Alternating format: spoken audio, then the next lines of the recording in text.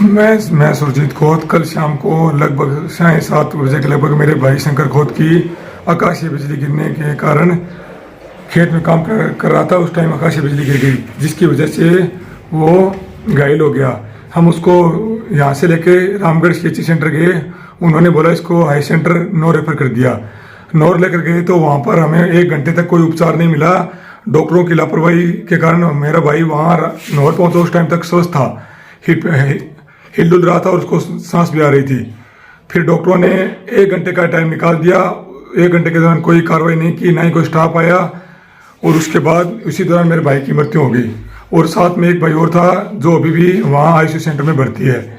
और अभी बाद में दबाव पड़ने का धरना देने के बाद ऊपर से CHMO से ऑर्डर आने के बाद डॉक्टर आते हैं और बाद में बोलते हैं हमारी कोई गलती नहीं है, ऐसी नहीं है। और वहाँ पर हमारे साथ बहुत ही दुर्व्यवहार किया गया।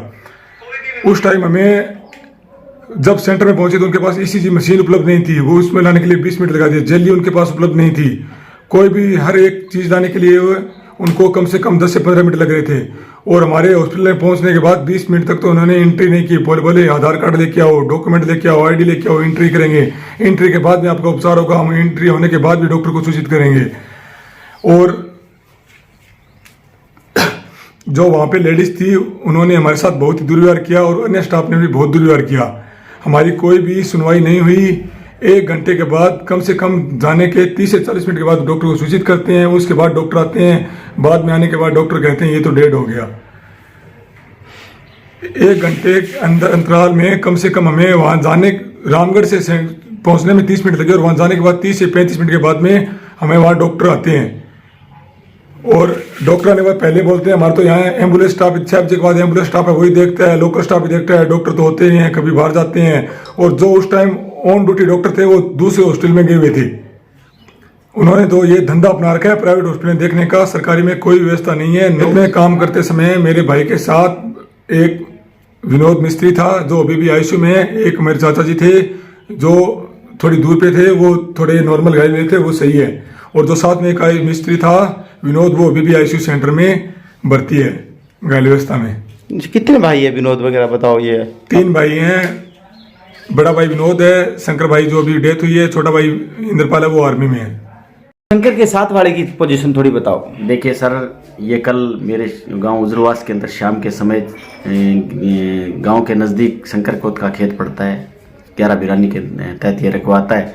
और शंकर लाल और उनके साथ एक मिस्त्री विनोद पुत्र कुर्डाराम जाति धानक है, वो काम अब खेत में काम कर रहे थे। एक अन्य संदीप कुमार मेला, वो भी खेत के अंदर वो काम कर रहे थे। तीनों खेत में काम कर रहे। उस वक्त आकाशीय बिजली गिरने की वजह से शंकर में गंभीर अवस्था के अंदर वो घायल हो गया। उनको तुरंत प्रभाव से राजकीय चिकित्सालय रामगढ़ ले जाया गया। वहाँ से डॉक्टरों ने आई सेंटर के लिए बोला और तुरंत प्रभाव से राजकीय उप जिला चिकित्सालय नौहर ले गए। लेकिन वहाँ डॉक्टरों की अगर हम लापरवाही समझें, समय पर उपचार नहीं मिला, शंकर की मौत हो गई।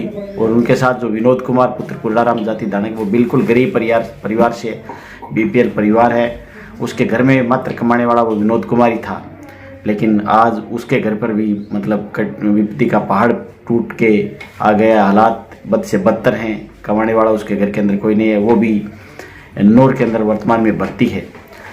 शंकर चला गया अपने परिवार गांव वालों सबको छोड़ के। ये गांव के अंदर एक बहुत ही निंदनीय घटना घटित हुई है। और हम चाहते हैं कि शासन प्रशासन से कि साथ वाला विनोद कुमार पुत्र कुर्डाराम धानक है, उसके परिवार को भी प्रशासन है वो आर्थिक सहायता मुहैया करवाए ताकि वो अपना गुजर बसर कर सके। मेरा नाम सोना है। अच्छा, अजदा बिजली पड़ी थे खटा बिजली पड़ी जब मैं मार गई, फिर रोड़ो माचो जब मैं बाज के मार गुरू आगी जाए माँ बेटी माँ बैठी। फिर मेरो भी जी आ लगी आई जब मैं आठे आने, फिर मैं माँ बारह काट दी। रंग घरे आग भी लागी, कपड़ों लत्तो बढ़ गयो और कुछ भी और नुकसान हो तो मैं आज तक देखियो को नहीं मारो ना बाने लिखने ना जी करा तो ना मारो कि नहीं जानना जी करा मारो घबराहट हो रही बड़ी तकड़ी का लगी। अल्लाह में तो सारा ना की करना जी करा मारो तो और कुकर सी हो रही है। डर हो रहे मन तो बहुत ही जोर गुजान और नहीं आजा बिजली इतनी तकड़ी मारा घर तक पुगली बिजली। ए देखो मेरी 2 आंगली लीली हो रही है, अब तक हो रही है, देख लो। अरे मेरे हाथ में नहीं सुन हो रही है कालगियाँ जी। कोई 7 साढ़े 7 को टाइम हो जाते एकदम आई नूर है बढ़दी दिखी बसर का आग बढ़दी दिखी ऊपर ही। अच्छा घरे कौन कौन थे? घरे माँ बेटी दो ही ने। फिर क्या करे थे? करो के डर दिया हूँ जी हाल गयो जदे भीतर पड़ गया ले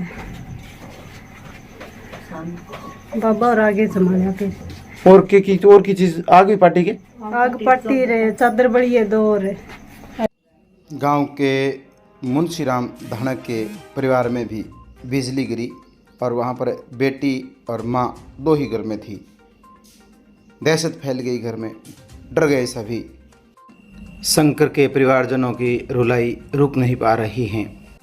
हमने शंकर के एक करीबी दोस्त जेपी लूणा से जब घटना के बारे में जानकारी ली तो फूट फूट कर रो पड़ा और कहा कि ऐसा मित्र शायद ही किसी को मिले। बाद में उनके शब्द रुक गए। यह मुंशीराम धानक का घर है जहां पर सुबह ग्रामीणों की भीड़ जम गई। हालांकि जान माल का कोई नुकसान नहीं हुआ।